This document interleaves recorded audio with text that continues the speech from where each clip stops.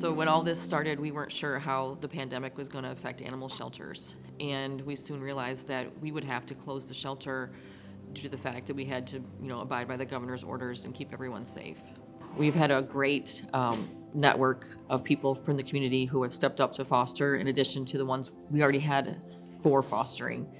And it's been amazing to see the support from the community. People are really understanding of what we're going through and understand, as much as we all want to get back out there and be with the animals every day, that, we have to be patient right now and adjusting our operations to, fit with this unprecedented time is what we have to do. And so we've had great support and understanding from the community. We help them, by as much as we can by distributing food. We also make sure no sick or injured animals or dangerous animals are out in the public. We're not going to leave anyone uncared for. There's a lot of needy people right now that have been out of work, fighting to get unemployment, that need help feeding their pets. And our job here, our mission here, is to look out for the care and well-being of the animals in Jackson County and speak on their behalf, because they can't speak for themselves. So when people need help feeding their pets, we try to do anything and everything we can to help them out. Again, with limited resources that we do have. But we've helped well over 100 people, 100 families since this has started.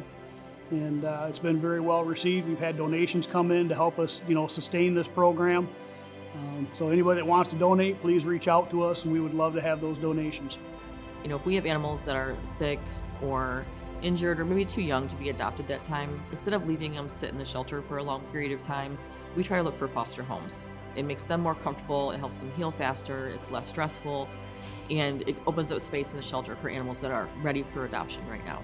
So it's a temporary place until an animal is ready for adoption. So this is a really unprecedented moment where we're fostering animals that could be adopted right now. However, due to the fact that we can't open the shelter, they have to remain in foster care until that time comes.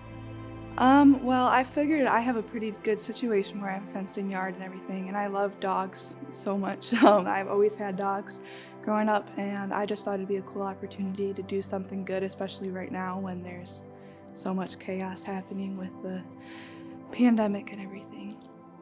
This is Ringo. He's a big sweetheart. Most people I notice when I walk him get a little nervous when he comes by, but he's super sweet and he doesn't bark or anything. He loves everybody he's met, and he just wants to cuddle, and he's just his biggest sweetheart. I was super happy that I got him. Jackson County Animal Shelter takes in approximately over 2,600 animals a year, and our adoption rate has been super successful. We haven't had to euthanize any animals because of a lack of space or time for the animals, and it's been wonderful to have support from the community to be able to keep our animals adopted. I think the fostering program, especially right now, is just a win-win for everyone. We have people who are home, maybe out of work temporarily, and under a lot of stress. And as we all know, having a pet in the home, it can really reduce your stress. It gives you someone else to focus on, some companionship, and someone else to take care of, so that you're not so worried about yourself. In addition to that, it's not just good for the people, but it's great for the animals. We get to learn so much about their personalities and how they do in a home, and there's nothing like being in a foster home for an animal to really get ready for its forever home.